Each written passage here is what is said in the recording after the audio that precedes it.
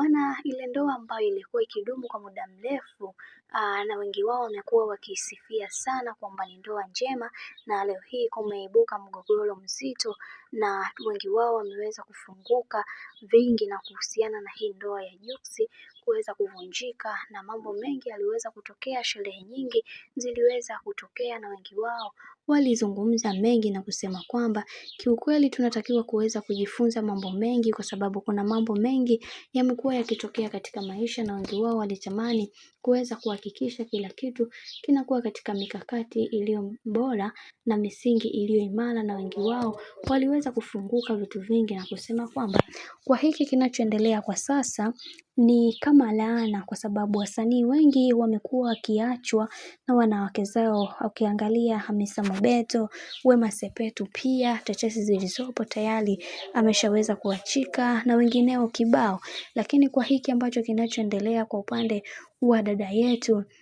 Priscilla pamoja na Jux kimewaliza watu wengi, kwa sababu watu wengi hawakuweza kutegemea kama hawa watu wangeweza kuachana, na imekuwa ghafla sana, kwani kila mtu aliamini kwenye kile ambacho anachokiamini na kusema kwamba hili penzi litadumu kwa muda mrefu. Lakini kadri siku zinavyozidi kwenda ndivyo mambo yanavyozidi kubadilika,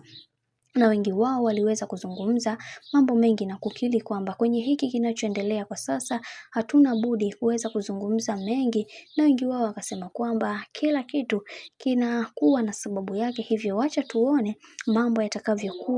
yatakavyokwenda, kwa sababu kila mtu anaamini kwa kwenye kila linalotokea katika maisha huwa linakuwa na sababu kubwa, lakini sababu iliyopo ni kuhusiana na maisha ya bwana mkubwa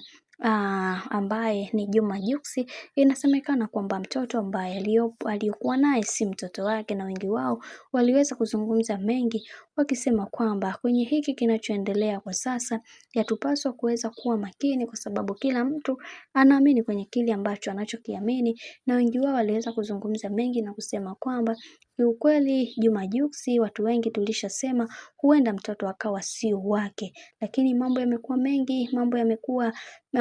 yamekuwa yakizungumzwa ya hapa na pale, lakini uhalisia ni kwamba ukweli wote umeshaweza kubainika, na sio siri tena. Ndoa ya Jux pamoja na mke wake imeweza kuvunjika, na tayari watu wanaendelea kupambana na kuhakikisha kila kitu kinakuwa katika misingi na mikakati iliyo bora, na kila mtu anatamani kuweza kujua ni kitu gani ambacho kinachoendelea